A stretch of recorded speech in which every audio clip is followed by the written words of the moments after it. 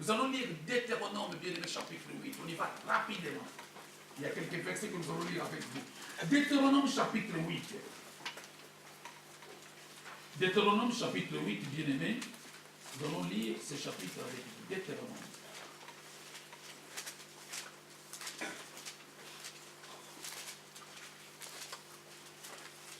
Nous y sommes, Deutéronome, chapitre 8. Écoutez ce que disent les Écritures. Le verset premier, je lis avec vous. Vous observerez et vous mettrez en pratique tous les commandements que je vous prescris aujourd'hui, afin que vous viviez. Vous allez préserver ces commandements pour la vie. Afin que vous viviez, vous avez intérêt, n'est-ce pas, à vous garder. Que vous multipliez et que vous entrez en position du pays que l'Éternel a juré de donner à vos pères. Verset 2. Souviens-toi de tous les chemins que l'Éternel, ton Dieu, t'a fait faire pendant ces 40 années. Là, on parle des enfants d'Israël. Écoutez bien, pendant ces 40 années, dans les déserts. Pourquoi? Afin de t'humilier et de te prouver. Ça, c'est Dieu qui parle à son peuple. Je t'ai amené pendant 40 années dans les déserts. Tu as parcouru tous ces chemins. Je t'ai amené tout simplement sur ces chemins pour te prouver, pour t'humilier. C'est pourquoi, bien aimé, il y a des humiliations qui arrivent dans votre vie. Derrière l'humiliation, il y a Dieu. Ah, vous avez peur de parler de cela. La Bible nous dit, Job nous dit, dans Job 36, le verset 15, Dieu nous avertit parfois par la souffrance. Job 36, verset 15 nous dit, Dieu avertit parfois les malheureux, mais par la souffrance. Il faut savoir parfois la souffrance dans votre vie est un avertissement de la part de Dieu. Ne voyez pas toujours l'ennemi derrière. Dieu est en train de t'enseigner quelque chose. C'est maintenant à toi de revenir à toi-même, de savoir. Parce que si nous rentrons dans notre cœur et que nous fuyons notre cœur, nous allons nous retrouver. Il y a parfois des choses que nous avons sémées, mais il faut que ça produise parfois. Tenez, Dieu disait, regarde cet homme, Job. C'est un homme intègre qui me craint, qui marche avec moi. Le diable a douté, a dit non. Non. Il t'aime parce que tu lui as comblé de bien. Toi qui pleures chaque fois parce qu'il y a des manquements. Toi qui te lamentes chaque fois parce qu'il y a la souffrance. Est-ce qu'on peut parler de la souffrance de Job? C'est un homme qui a souffert, bien-aimé. Est-ce qu'il y a quelqu'un qui a souffert comme Job? En un coup, tous les enfants sont morts. Pas même un seul qui est resté. La maison est détruite. Tous les troupeaux de bétail sont engloutis. Il y a la pluie, il y a le tonnerre qui tombait sur sa maison, qui frappait sa maison. La vie de Job est devenue néant. Est-ce qu'il y a quelqu'un qui a été frappé par une telle malheur? Est-ce qu'il y a quelqu'un parmi nous qui est passé par là? Mais il nous est dit dans la parole de Dieu, cet homme ne régna pas Dieu. Il a aimé, il a obéi, il est resté attaché. Il nous est dit, Jésus fut emmené dans le désert pour être tenté. Après avoir jeûné 40 jours, vous savez, après avoir jeûné, Jésus s'est mis devant une épreuve de jeûne. Il voulait discipliner son corps, parce que ce corps ne vit pas seulement de pain, mais de la parole de Dieu. Si je vais jeûner pour le nom de Jésus, la nourriture n'a pas le pouvoir de me détruire tout simplement, parce que la parole est à moi. La parole est une vie. Jésus a dit, je suis la parole, la lumière. Ce monde auquel nous vivons est créé par la parole. Tout simplement, cette parole qui a créé le monde, cette parole qui vit en toi. Tu vis par cette parole, bien-aimé, à moins que ce soit le contraire. C'est pourquoi je vais vous dire tout de suite, si cette parole ne demeure pas en vous, vous avez des difficultés de comprendre les choses de Dieu. Eh oui, vous aurez des difficultés de comprendre les choses de Dieu. Même quand les tentations, quand les épreuves arrivent, vous aurez du mal à vous en sortir. Pourquoi? Parce que vous comprendrez toutes ces choses par la conscience humaine, tout simplement. Mais la Bible dit, ce n'est pas les anges qui ont précédé. Toi, tu veux voir les anges en premier. Dans ta vie, tu veux rêver les anges. Tu veux recevoir la visite des anges chez toi. parce que tu te dis tu es un enfant de Dieu. Mais lisez les Écritures. Jésus a souffert d'abord la tentation. Vous croyez que les anges ne voyaient pas? Les anges étaient là, ils regardaient. Après avoir été tenté, Jésus a réussi. La Bible nous dit, à la fin, le diable se retira. Et voici, nous étions dit dans les Écritures, les anges vinrent le servir. Les anges regardaient. Et quand il a rapporté la victoire, les anges sont arrivés. Revenons sur Job, chapitre 42. Et comme Job était ferme, il restait ferme devant le Seigneur. Lisez le chapitre 42. Dieu lui a béni. Tout ce qu'il a perdu, il a retrouvé 4 fois plus. Il nous a dit dans la parole de Dieu, heureux l'homme qui supporte patiemment la tentation. Parce qu'après avoir passé ces épreuves, il recevra les couronnes de la gloire qui lui est réservée. Vous voulez les couronnes, vous voulez la gloire sans passer par l'épreuve. Qu'est-ce que vous croyez? Vous voulez être à l'université sans passer par l'élémentaire, pas passer au lycée, sans passer au collège, au lycée. Non, madame, réfléchissez. Vous prenez les choses à l'envers. La souffrance nous est imposée parfois pour notre perfection. Nous allons revenir sur Deutéronome. Je disais tout à l'heure, pour t'éprouver. Je disais donc, on était au verset 2. Souviens-toi de tous les chemins que l'Éternel ton Dieu t'a fait faire pendant ces 40 années dans le désert, afin de t'humilier et de t'éprouver. Dieu voulait t'humilier et t'éprouver pour voir. Pourquoi? On va lire avec vous. Pour savoir quelles étaient les dispositions de ton cœur et si tu garderais ou non ses commandements. Il t'a humilié, il t'a fait souffrir de la faim et il t'a nourri de la manne que tu ne connaissais pas et que n'avaient pas connu tes pères. Il a dit, Dieu l'a fait pour regarder les dispositions de ton cœur. Quelles sont les dispositions de ton cœur? Nous avons lu les dispositions du cœur de Job. Cet homme était ferme, il était fidèle. Il savait que la souffrance, le Seigneur n'abandonne pas ses enfants. Bien aimé, on peut poser la question, pourquoi je souffre? Pourquoi je n'ai pas de travail? Pourquoi je suis malade? Pourquoi il me manque ça et cela? Job 35, 36 plutôt, verset 15, je reviens. Par la souffrance, Dieu donne des avertissements à ses enfants. Et il nous est dit dans la parole de Dieu, le Seigneur corrige les enfants, il chatue l'enfant qu'il chérit. Qui est ce père qui ne frappe pas son fils? Qui est cette mère qui ne sanctionne pas un enfant même s'il fait des bêtises? Et quand nous sanctionnons même nos enfants, c'est par amour que nous le faisons. C'est justement pour les redresser. Nous ne sommes pas méchants à prendre le fouet. Moi, je sais que j'ai un godeau à la maison et un fouet pour rappeler à l'ordre. Mais ces fouets-là, je ne les vois pas pour sanctionner, pour détruire mon fils. Non! C'est pour ça, c'est l'amour. Ces fouets-là même, je l'appelle l'amour. C'est je te redresse pour que tu comprennes quelque chose. La souffrance parfois nous est imposée. N'est-ce pas pour rappeler qu'est-ce qui ne va pas dans notre vie. Parce que tout est bonheur. On a du mal à se récupérer, bien aimé. Et le roi Salomon qui a vu très loin, il a dit, j'aimerais aller dans la maison où il y a le malheur, dans la maison de deuil. Là, j'apprendrai des choses. Au lieu dans la maison où il y a la fête, là, j'oublierai les instructions de l'Éternel.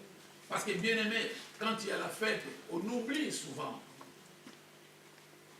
Mais vous avez déjà vu, parlons des gens, de nos amis, nos frères qui vivent en Palestine, par exemple, à la bande de Gaza, où il y a toujours des armes, il y a toujours des roquettes qui tombent.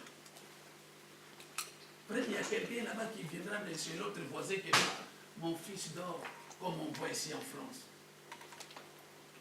Moindre bruit à 14 heures, il vient frapper chez toi. Frère, monsieur, je vais siester, vous me dérangez. Moi-même, il appelle la police.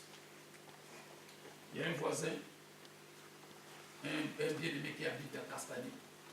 Il m'a dit, Castanet? Frère, Castanet, ça ne rigole pas. Nous, on était à la maison, tranquille, on écoutait la musique. Oh bien, tout est bataille de policiers qui débattent. Pourquoi? Parce que les voisins appelaient, on fait des bruits. Je lui ai dit, ah bon? Eh oui, les jours mauvais viendront, bien aimé. Regarde ceux qui sont à Gaza. Les hélicoptères tournent partout. Tu vas dire à lui comme ça, eh oui, mes enfants vont dormir. Lui, il fait la guerre. Au Zaïre, là-bas, il y a des femmes qui sont violées, il y en a qui souffrent. Il y en a qui souffrent pendant que tu es heureux. Pendant que tu réclames encore plus, tu fais des grèves. Alors que tu as du travail, tu fais des grèves. Tu réclames alors qu'il y a d'autres qui sont au chômage, qui n'ont plus rien, qui n'ont même pas droit. L'homme n'est pas rassasié. Quand l'homme n'est pas dans la présence du Seigneur, quand l'homme n'est pas encore revenu dans la présence du Seigneur, l'homme est nul. Il réclamera quand c'est assez, ce n'est pas assez. Toujours. Nous n'avons pas lu avec vous dans la parole de Dieu. La Bible dit la terre d'un homme riche. D'abord, il était riche. Il nous a dit dans la parole qu'il était riche déjà. La terre d'un homme riche a rapporté encore plus. La Bible dit, il dit dans son cœur, mon âme réjouis-toi. Mon âme soit tranquille. Tu as des choses en abondance. Maintenant, tu ne mourras jamais la faim. Mon âme, réjouis-toi. Qu'est-ce que tu es magnifique, mon âme. Maintenant, tu ne peux pas travailler. Retraite anticipée, continuelle. Jésus a dit, ce qu'il a oublié cet homme, c'est que lui-même, son âme serait redemandée.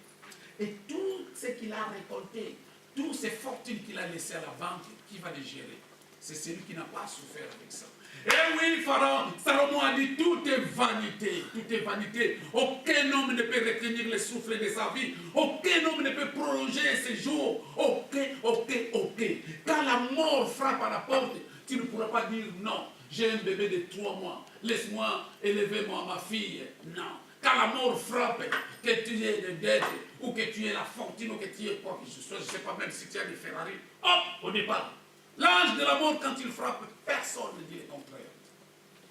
Je reviens sur ce que je disais, bien-aimés. Nous allons lire. On est au verset 14. Venez au verset 14. De Deutéronome 8. Verset 14. Prends garde. Nous sommes au Deutéronome 8, verset 14. Prends garde que ton cœur ne s'enfle. Ah oui. Amen. Amen. Écoutez le verset 14.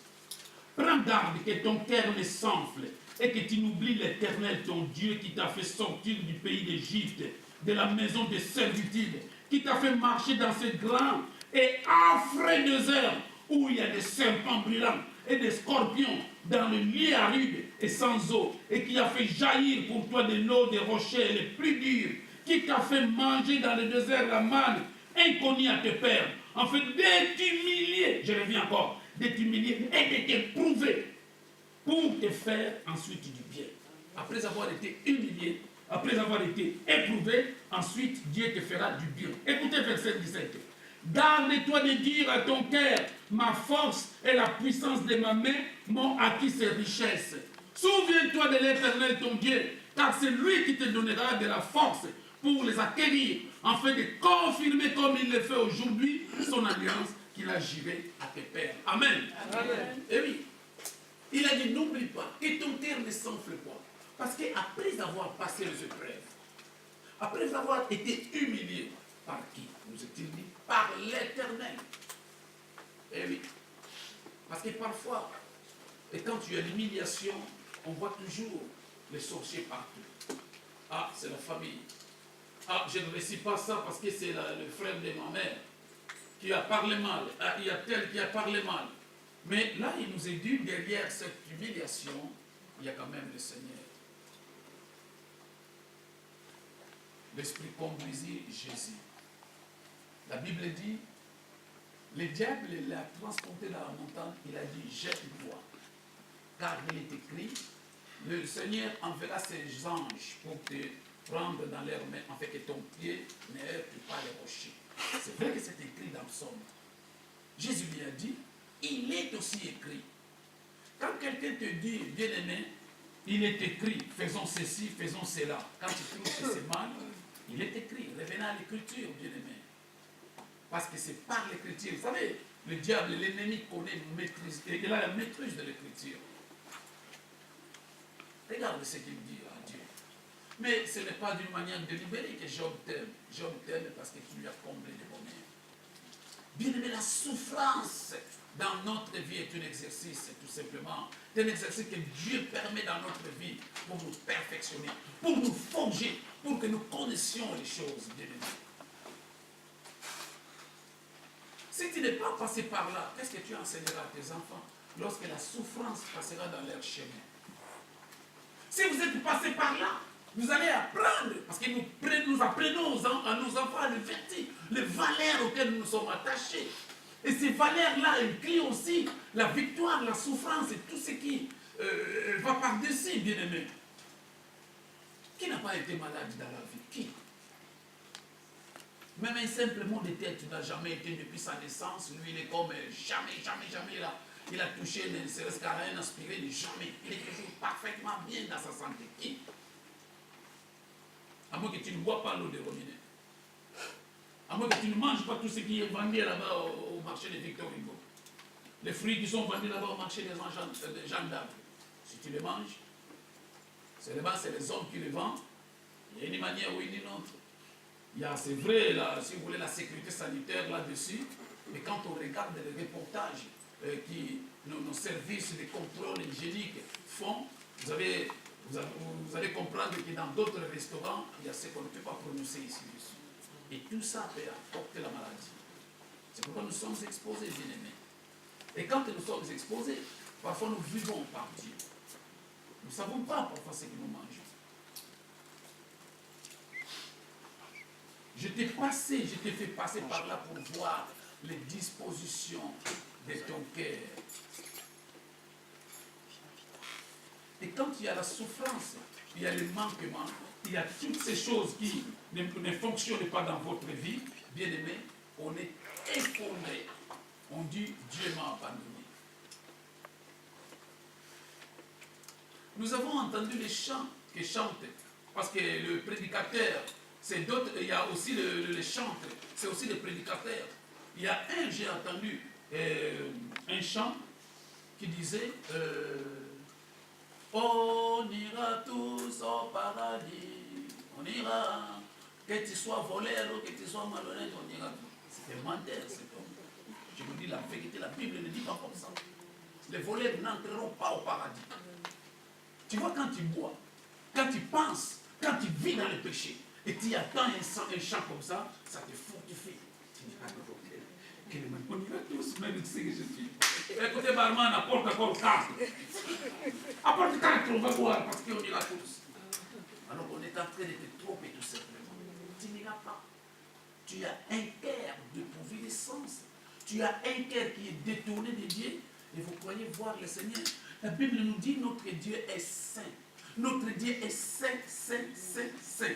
Ceux qui l'adorent, ceux qui aiment Dieu, marchent dans la sainteté, marchent dans la crainte de Dieu, marchent dans l'obéissance de la parole de Dieu. Et ils supportent aussi la souffrance, ils supportent aussi tous les exercices auxquels Dieu les soumet. Ils les supportent parce qu'ils sont nés de Dieu. Et vous savez comment on va arriver à supporter tout ça? Parce qu'en nous,